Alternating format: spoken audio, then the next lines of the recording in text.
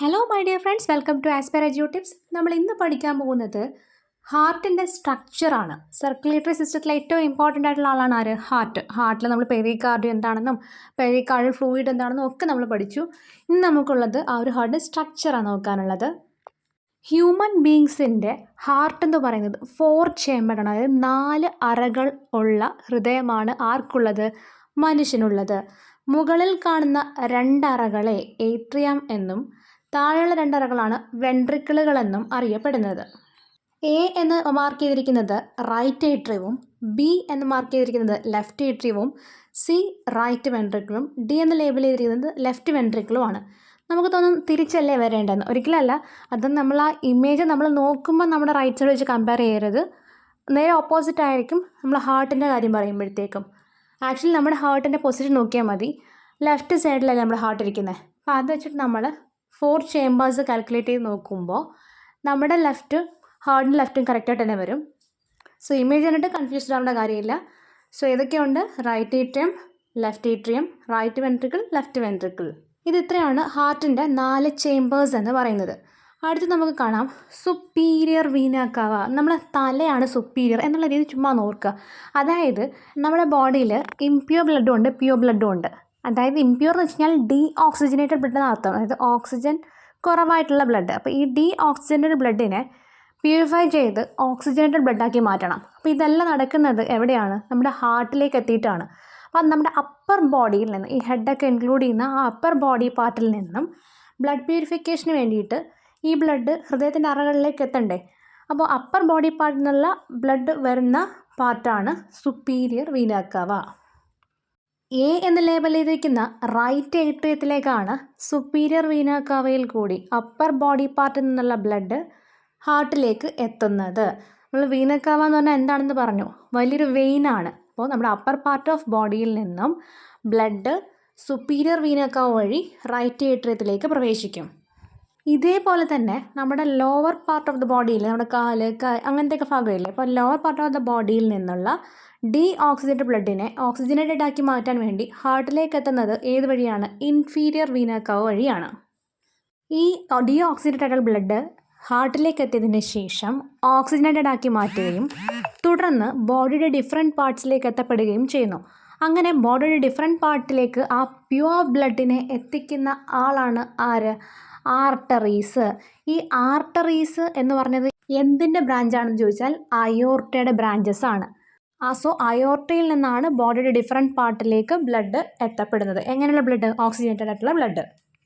So അയോർട്ടയിൽ കൂടിയാണ് oxygenated അല്ലെങ്കിൽ pure blood ശരീരത്തിൻ്റെ വിവിധ ഭാഗങ്ങളിലേക്ക് എത്തുന്നതെന്ന് പറഞ്ഞു. അപ്പോൾ ശരീരത്തിൻ്റെ വിവിധ ഭാഗങ്ങളിലെത്തി പല പ്രോസസ്സൊക്കെ കഴിഞ്ഞ് വീണ്ടും അത് ഡീ ഓക്സിജനേറ്റഡ് ആയിട്ട് മാറുമല്ലേ. അപ്പോൾ അതിനെ വീണ്ടും അരിക്കാൻ വേണ്ടി ഹൃദയത്തിലേക്ക് എത്തിക്കണ്ടേ. അങ്ങനെ എത്തിക്കുന്ന ആൾക്കാരാണ് വെയിനുകൾ. അയോർട്ട എന്ത് ചെയ്യും? പ്യുവർ ബ്ലഡിനെ ക്യാരി ചെയ്യുന്നു. പിന്നെ വെയിൻസ് എന്ത് ചെയ്യും? തിരിച്ച് വീണ്ടും ഡീ ഓക്സിജനേറ്റഡ് ബ്ലഡിനെ ഹാർട്ടിലേക്ക് എത്തിക്കും. ഇത്തരത്തിൽ പ്രധാനപ്പെട്ട ഒന്നാണ് വീന കാവ. നമ്മൾ നേരത്തെ പറഞ്ഞു സുപ്പീരിയർ വീന കാവ എന്താണ്, അതിൻ്റെ ഫംഗ്ഷൻ എന്താണെന്നും ഇൻഫീരിയർ വീന കാവ എന്താണെന്നും അതിൻ്റെ ഫംഗ്ഷൻ എന്താണെന്നും ഒക്കെ. വീന കാവയാണ് ഇങ്ങനെ ഡിഫറെൻറ്റ് പാർട്ട് ഓഫ് ബോഡിയിൽ നിന്നും ബ്ലഡിനെ ഹാർട്ടിലേക്ക് ഓക്സിജനേഷന് വേണ്ടിയിട്ട് കൊണ്ടുവരുന്നത്. ഈ ഡീ ഓക്സിജനേറ്റഡ് ആയിട്ടുള്ള ബ്ലഡ് സുപ്പീരിയർ വീന കാവയും ഇൻഫീരിയർ വീന കാവയും വഴി എങ്ങോട്ടേക്ക് എത്തുമെന്ന് വെച്ചാൽ ആ ലേബിൾ ചെയ്തിരുന്ന എ എന്ന പാർട്ടിലെ റൈറ്റ് ഏട്രിയം, അവിടേക്കാണ് എത്തുന്നത്. ഈ റൈറ്റ് ഏട്രിയത്തിൽ എത്തിയതിന് ശേഷം ആ ബ്ലഡ് തൊട്ട് താപ്പോട്ട് സി എന്ന് പറയുന്ന പാർട്ടിലെ റൈറ്റ് വെൻട്രിക്കിൾ, അങ്ങോട്ടേക്കാണ് ഇറങ്ങുന്നത്. ഈ ഡീ ഓക്സിജനേറ്റഡ് ബ്ലഡ് ആദ്യം റൈറ്റ് ഏട്രിയത്തിലെത്തും, അവിടെ നിന്നും റൈറ്റ് വെൻട്രിക്കിളിലേക്ക് എത്തും. ഈ റൈറ്റ് ഏട്രിയത്തിനും റൈറ്റ് വെൻട്രിക്കിളിനും ഇടയിലായിട്ട് ഒരു വാൽവ് ഉണ്ട്.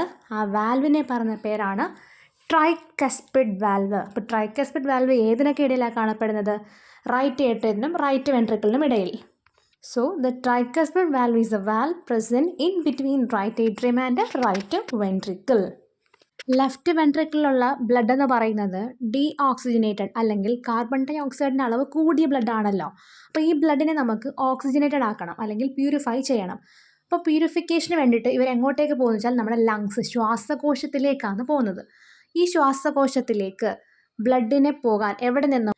റൈറ്റ് വെൻട്രിക്കിളിൽ നിന്നും ഡീ ഓക്സിജനേറ്റഡ് അല്ലെന്നുണ്ടെങ്കിൽ കാർബൺ ഡൈ ഓക്സൈഡ് എൻറിച്ച്ഡ് ആയിട്ടുള്ള ബ്ലഡിനെ ഓക്സിജനേറ്റഡ് ആക്കി മാറ്റാൻ വേണ്ടി ശ്വാസകോശത്തിലേക്ക് എത്തിക്കുന്ന ആളാണ് ആര്? Pulmonary artery. സോ ഒന്നുകൂടെ നോക്കിക്കേ, സുപ്പീരിയർ വീന കർവ് വഴി അപ്പർ പാർട്ട് ഓഫ് ദ ബോഡിയിൽ നിന്നുള്ള ഡീഓക്സിഡേറ്റഡ് ബ്ലഡിനെയും ഇൻഫീരിയർ വീന കർവ് വഴി ബോഡിയുടെ ലോവർ പാർട്ടിൽ നിന്നുള്ള ഡീഓക്സിഡേറ്റഡ് ബ്ലഡിനെയും നമ്മുടെ റൈറ്റ് ഏട്രിയത്തിലേക്കും തുടർന്ന് അത് റൈറ്റ് വെൻട്രിക്കിളിലേക്കും പോകുന്നു.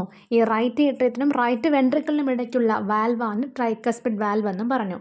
ഈ ബ്ലഡ് പ്യൂരിഫിക്കേഷന് വേണ്ടിയിട്ട് എങ്ങോട്ടേക്ക് എത്തണം? ശ്വാസകോശത്തിലേക്ക് എത്തണം. അതിന് സഹായിക്കുന്ന ഒരു വെയിനാണ് ഏത്? പൾമണറി ആർട്ടറി എന്ന് പറയുന്നത്. ഈ പൾമണറി ആർട്ടറി വഴി ബ്ലഡ് ശ്വാസകോശത്തിലേക്ക് എത്തുകയും കാർബൺ ഡൈ ഓക്സൈഡ് കൂടുതലടങ്ങിയ ബ്ലഡല്ലേ അത്, ശ്വാസകോശത്തിൽ വെച്ച് കാർബൺ ഡൈ ഓക്സൈഡിനെ അങ്ങോട്ടേക്ക് കൊടുത്തിട്ട് ഓക്സിജൻ തിരിച്ച് സ്വീകരിക്കും. എന്നിട്ട് ആ ബ്ലഡിനെ എന്ത് ചെയ്യും? പ്യൂരിഫൈ ചെയ്യും, അല്ലെങ്കിൽ ഓക്സിജനേറ്റഡ് ആക്കി മാറ്റും. ഇപ്പോൾ ഈ ഓക്സിജനേറ്റഡ് ബ്ലഡിനെ ശരീരത്തിൻ്റെ വിവിധ ഭാഗങ്ങളിലേക്ക് എത്തിക്കണ്ടേ? അതാണ് അടുത്ത ഫംഗ്ഷൻ. ഇപ്പോൾ ഈ ഓക്സിജൻ എൻറിച്ച്ഡ് ആയിട്ടുള്ള ബ്ലഡിനെ ബോഡിയുടെ ഡിഫറെൻറ്റ് പാർട്ടിലേക്ക് എത്തിക്കണ്ടേ? അതിന് സഹായിക്കുന്ന ബ്ലഡ് വെസലാണ് പൾമണറി വെയിൻ. ഡീഓക്സിജനേറ്റഡ് ബ്ലഡിനെ ലങ്സിലേക്ക് എത്തിച്ചത് പൾമണറി ആർട്ടറി. എന്നാൽ ഓക്സിജനേറ്റഡ് ആക്കപ്പെട്ടതിന് ശേഷം ബോഡിയുടെ ഡിഫറെൻറ്റ് പാർട്ടിലേക്ക് എത്തിക്കാനായിട്ട് സഹായിക്കുന്നത് പൾമണറി വെയിനാണ്. നിങ്ങൾ ആ പൾമണറി വെയിൻ്റെ അവിടെ നിന്ന് ഒരു യെല്ലോ കളർ ആരോ ബി എന്ന് പറഞ്ഞ പാർട്ടിലേക്ക് കൊടുത്തേക്കുന്നുണ്ടോ? അതായത് ഈ പൾമണറി വെയിൻ ഓക്സിജനേറ്റഡ് ആക്കപ്പെട്ട ബ്ലഡിനെ എങ്ങോട്ടേക്കാണ് കൊടുക്കുന്നത്? ലെഫ്റ്റ് ഏട്രിയത്തിലേക്കാണെന്നാണ്. ഈ ലെഫ്റ്റ് ഏട്രിയത്തിൽ നിന്ന് ബ്ലഡ് എങ്ങോട്ടേക്ക് വരും? തൊട്ട് താഴേക്കാണ് ഡി, ലെഫ്റ്റ് വെൻട്രിക്കിളിലേക്ക് ഇറങ്ങും. നേരത്തെ റൈറ്റ് ഏട്രിയത്തിനും റൈറ്റ് വെൻട്രിക്കിളിനും ഇടയ്ക്കൊരു വാൽവ് പറഞ്ഞതുപോലെ ഇവിടെയും ലെഫ്റ്റ് ഏട്രിയത്തിനും ലെഫ്റ്റ് വെൻട്രിക്കിളിനും ഇടയിലൊരു വാൽവുണ്ട്. ആ വാൽവിൻ്റെ പേര് ബൈക്കസ്പിഡ് വാൽവ്. നമ്മൾ മനസ്സിലാക്കേണ്ട കാര്യം എന്ന് പറയുന്നത് ഡിഫറൻസ് അറിഞ്ഞിരിക്കണം. ട്രൈക്കസ്പിഡ് വാൽവും ബൈക്കസ്പിഡ് വാൽവും തമ്മിലുള്ള ഡിഫറൻസ്. ട്രൈക്കസ്പിഡ് വാൽവ് എവിടെയാണ് കാണപ്പെടുന്നത്? In between right atrium and right ventricle. Similarly left ഏട്രിയത്തിനും ലെഫ്റ്റ് വെൻട്രിക്കിളിനും ഇടയിലുള്ള വാൽവാണ് ബൈക്കസ്പിഡ് വാൽവ്. ഇവിടെ നമ്മൾ അറിഞ്ഞിരിക്കേണ്ട ഒരു കാര്യം എന്ന് പറഞ്ഞാൽ ഈ വാൽവുകളെല്ലാം ഒറ്റ ഡയറക്ഷനിലേ പോവുള്ളൂ. അതായത് റൈറ്റ് ഏട്രിയത്തിൽ നിന്നും ബ്ലഡ് റൈറ്റ് വെൻട്രിക്കിളിലേക്ക് ഫ്ലോ ചെയ്യും, പക്ഷേ ഒരിക്കലും തിരിച്ചു നടക്കത്തില്ല. ഈ റൈറ്റ് വെൻട്രിക്കിളിൽ നിന്ന് റൈറ്റ് ഏട്രിയത്തിലേക്ക് പോവില്ല. ബൈക്കസ്പിഡ് വാൽവ് വരുമ്പോഴും അങ്ങനെ തന്നെയാണ്. ലെഫ്റ്റ് ഏട്രിയത്തിൽ നിന്നും ബ്ലഡ് ലെഫ്റ്റ് വെൻട്രിക്കിളിലേക്ക് ഇറങ്ങും, പക്ഷേ തിരിച്ച് ലെഫ്റ്റ് വെൻട്രിക്കിളിൽ നിന്നും ലെഫ്റ്റ് ഏട്രിയത്തിലേക്ക് ബ്ലഡ് ബാക്ക്വേർഡ് ഫ്ലോ നടക്കത്തില്ല. ഈ ലെഫ്റ്റ് വെൻട്രിക്കിളിൽ നിന്നും ബ്ലഡ് ബോഡിയുടെ ഡിഫറെൻറ്റ് പാർട്ടിലേക്ക് എത്തണ്ടേ? അപ്പം ഡിഫറെൻറ്റ് പാർട്ടിലേക്ക് ബ്ലഡിനെ എത്തിക്കുന്ന ആർട്ടറീസ് എന്തിൻ്റെ ഭാഗമെന്ന് പറഞ്ഞു? അയോർട്ടയുടെ. അപ്പോൾ ഈ ലെഫ്റ്റ് വെൻട്രിക്കിളിൽ നിന്നും അയോർട്ടയിലേക്ക് എത്താൻ സഹായിക്കുന്ന ഒരു വാൽവ് ഉണ്ട്, അതാണ് അയോർട്ടിക് വാൽവ്. നമ്മൾ നേരത്തെ പറഞ്ഞില്ലേ, റൈറ്റ് വെൻട്രിക്കിളിൽ നിന്നും ഓക്സിജനേഷൻ വേണ്ടിയിട്ട് അല്ലെങ്കിൽ പ്യുവർ ബ്ലഡ് ആക്കി മാറ്റാൻ വേണ്ടിയിട്ട് ബ്ലഡ് പൾമണറി ആർട്ടറിയുടെ സഹായത്താലാണ് ശ്വാസകോശത്തിലേക്ക് എത്തുന്നത്. അപ്പം ഈ റൈറ്റ് വെൻട്രിക്കിളിനും പൾമണറി ആർട്ടറിക്കും ഇടയിലൊരു വാൽവുണ്ട്, അതിനെ പറഞ്ഞ പേരാണ് പൾമണറി വാൽവ്. ഈ അയോർട്ടിക് വാൽവിനെയും പൾമണറി വാൽവിനെയും ചേർത്ത് പറയുന്ന പേരാണ് സെമി ലൂണാർ വാൽവ്. അപ്പം നമ്മുടെ ഹാർട്ടിൽ 4 വാൽവുകൾ നമ്മൾ പറഞ്ഞു: tricuspid valve, bicuspid valve, pulmonary valve, aortic valve. ഇതിൽ തന്നെ പൾമണറി വാൽവിനെയും അയോർട്ടിക് വാൽവിനെയും ചേർത്ത് പറയുന്ന പേരാണ് സെമി ലൂണാർ വാൽവ്.